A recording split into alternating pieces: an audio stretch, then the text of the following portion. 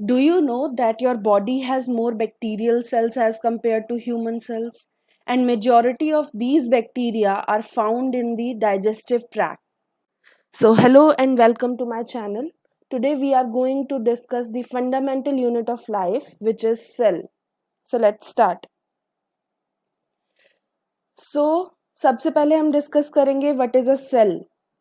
Cell का मतलब होता है अ लिटिल रूम. ये एक लैटिन का वर्ड है, सेल्यूला से ये आया है और इसका मतलब होता है अ लिटिल रूम. सारे ऑर्गेनिजम्स जो भी हमारे अराउंड हैं उन सब में सेल्स प्रेजेंट होते हैं. So it is a fundamental characteristic of every living organism. There are basically two types of organisms based on the number of cells. For example, unicellular organisms and multicellular organisms.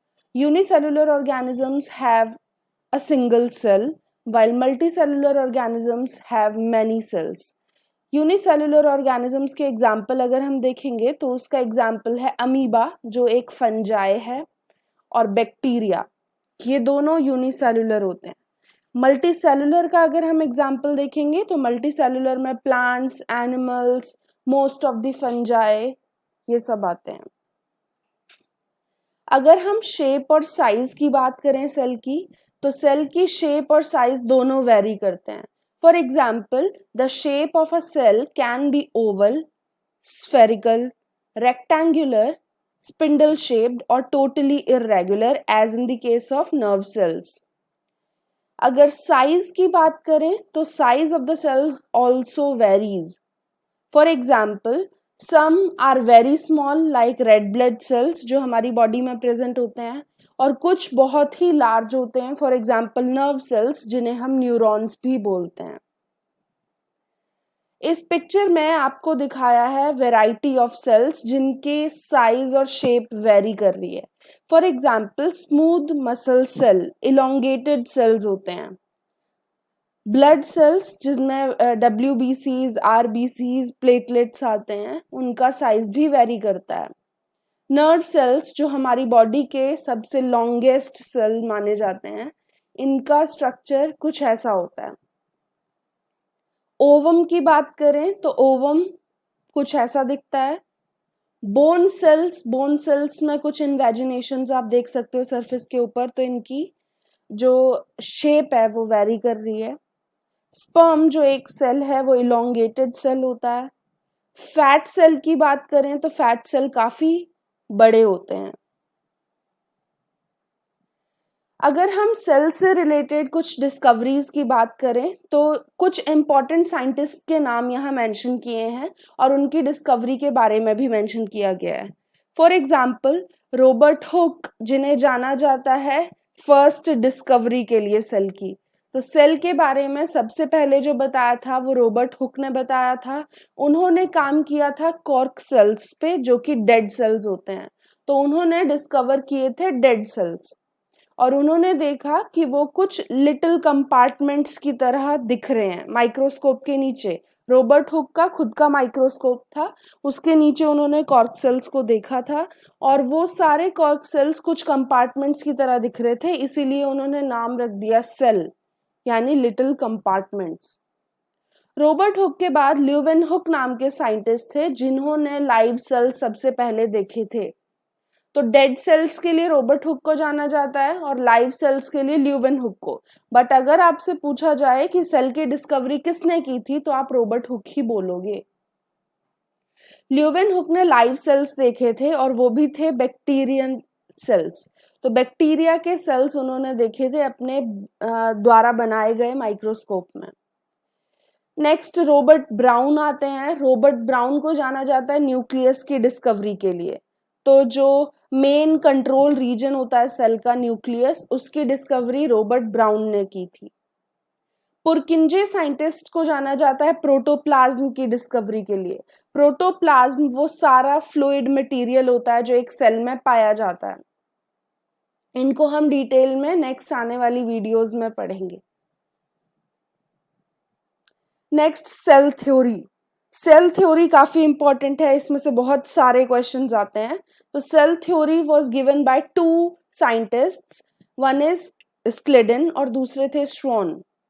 इन दोनों scientist ने independently काम किया plants और animals पे, और इन्होंने conclude किया, 2 points conclude किए। एक, all living organisms are composed of cells and products of cells. तो कोई भी लिविंग ऑर्गेनिज्म जो होगा वो सेल से ही बना होगा।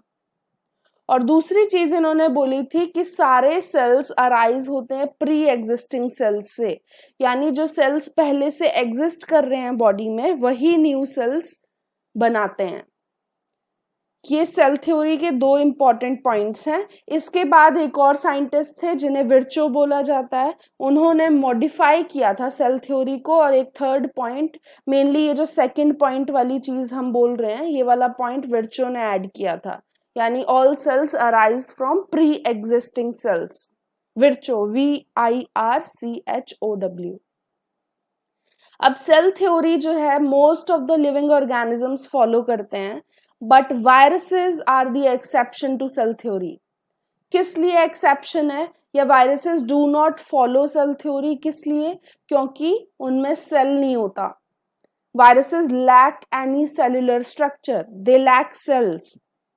और ये क्योंकि बने होते हैं सिर्फ न्यूक्लिक एसिड और प्रोटीन से, यानी इनके अंदर DNA या RNA होगा और साथ में प्रोटीन होंगे, तो इन्हें न्यूक्लियो प्रोटीन पार्टिकल्स बोला जाता है, सेल नहीं बोला जाता। तो viruses are the exception to cell theory. काफी इंपॉर्टेंट पॉइंट।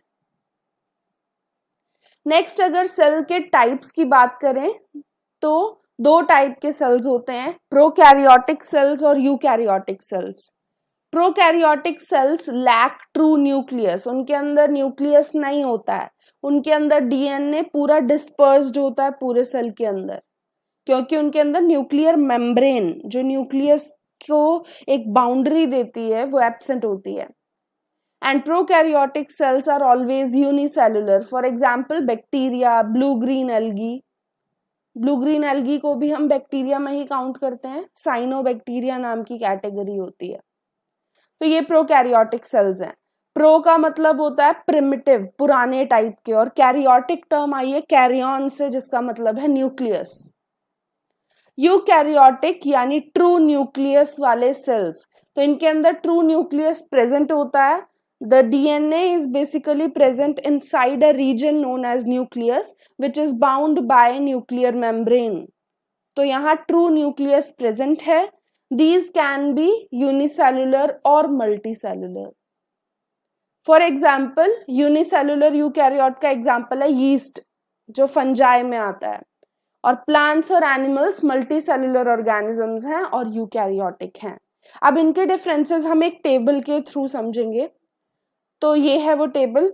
तो prokaryotic cells are small in size, काफी छोटे होते हैं। जैसे फर्स्ट टाइम मैंने आपको क्या बताया, हमारी बॉडी के अंदर बैक्टीरियल सेल्स ज्यादा होते हैं as compare to human cells. किस लिए? क्योंकि बैक्टीरियल सेल्स बहुत छोटे होते हैं, इतने छोटे होते हैं कि वो छोटे से स्पेस में भी मिलियंस में प्रेजेंट होंगे।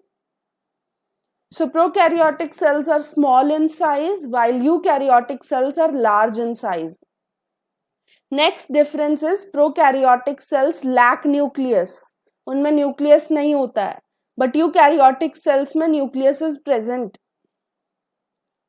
Prokaryotic cells contain single chromosome. Chromosome क्या होता है? क्रोमोसोम बनता है DNA और प्रोटीन्स के कॉम्बिनेशन से। अब प्रोकैरियोटिक सेल्स में यानी बैक्टीरिया वगैरह में एक ही क्रोमोसोम होता है, पूरे सेल के अंदर एक ही क्रोमोसोम होगा। But eukaryotic cells have multiple chromosomes and their number ranges from around 2 chromosomes per cell to around 106 chromosomes per cells. Humans के केस में 46 क्रोमोसोम्स प्रेजेंट होते हैं एक सेल में। तो यूकैरियोटिक सेल्स में मल्टीपल क्रोमोसोम्स प्रेजेंट हैं। प्रोकैरियोटिक सेल्स में membrane bound cell organelles absent होते हैं। सेल ऑर्गेनल्स क्या होता है? ऑर्गन से छोटे कुछ, मतलब सेल से काफी छोटे कुछ स्ट्रक्चर्स प्रेजेंट होते हैं सेल के अंदर, जो ऑर्गन की तरह दिखते हैं, इंडिपेंडेंट फंक्शन करते हैं, उन्हें सेल ऑर्गेनल्स बोलते हैं। तो cell organelles normally membrane bound होते हैं, उनके अराउंड खुद की मेम्ब्रेन होती है। बट प्रोकैरियोटिक सेल्स में ऐसे मेम्ब्रेन बाउंड ऑर्गेनल्स एब्सेंट होते हैं। मैं एक एग्जांपल दे रही हूँ, जैसे mitochondria which is the energy source या power house of the cell, वो एब्सेंट होता है प्रोकैरियोटिक सेल्स में। तो मेम्ब्रेन बाउंड ऑर्गेनल्स एब्सेंट है, बट यूकैरियोटिक सेल्स में मेम्ब्रेन बाउंड ऑर्गेनल्स प्रेजेंट होते हैं। माइटोकॉन्ड्रिया प्रेजेंट होता है, क्लोरोप्लास्ट प्रेजेंट होता है, न्यूक्लियस प्रेजेंट होता है। अगर हम प्रोकैरियोटिक सेल्स की डिवीजन की बात करें, so they mostly divide by fission और बडिंग। ये ही दो प्रोसेसेस होती हैं। फिजन में क्या होता है, एक सिंगल सेल डिवाइड करेगा दो इक्वल हाफ्स में, बाइनरी फिजन। या फिर बडिंग होगी, जैसे हाइड्रा नाम के एक ऑर्गेनिज्म में होती है, but hydra is not a prokaryotic cell. मैं एग्जांपल दे रही हूँ, एग्जाम्पल बडिंग का, बैक्टीरिया भी बडिंग शो करते हैं। मतलब एक सेल होगा, वो छोटा सा आउटग्रोथ बनाएगा अपने सरफेस पे, जिसे बड बोलते हैं। This bud will detach from the parent cell and will continue to exist independently. Eukaryotic cells के केस में सेल डिवीजन होती है या तो माइटोसिस नाम की प्रोसेस से या मियोसिस नाम की प्रोसेस से। इनको हम आगे समझेंगे। Mitosis is equational division when the number of chromosomes remains the same. Parent में जितने क्रोमोसोम्स थे उतने ही उसके डॉटर सेल्स में होंगे, तो उसे बोलते हैं माइटोसिस। मियोसिस में नंबर ऑफ क्रोमोसोम्स हाफ हो जाते हैं। पेरेंट में अगर 46 थे तो डॉटर सेल्स में 23 ही बचेंगे आफ्टर मियोसिस। एग्जाम्पल्स अभी हम डिस्कस कर चुके हैं। प्रोकैरियोटिक सेल्स में बैक्टीरिया आते हैं, यूकैरियोटिक सेल्स में प्लांट्स, एनिमल्स, फंजाई आते हैं। तो आज की क्लास में हमने पढ़ा कौन कौन से टाइप के सेल्स होते हैं, सेल होता क्या है, क्या क्या उसकी डिस्कवरीज हैं। नेक्स्ट आने वाली वीडियोस में हम पढ़ेंगे what are the cellular components, कौन कौन से सेल्यूलर कंपोनेंट्स होते हैं जो सेल के अंदर प्रेजेंट होते हैं। फॉर एग्जाम्पल माइटोकॉन्ड्रिया क्या होता है, क्लोरोप्लास्ट क्या होता है, न्यूक्लियस क्या होता है। ये सब चीजें हम नेक्स्ट क्लास में पढ़ेंगे। Till then good bye.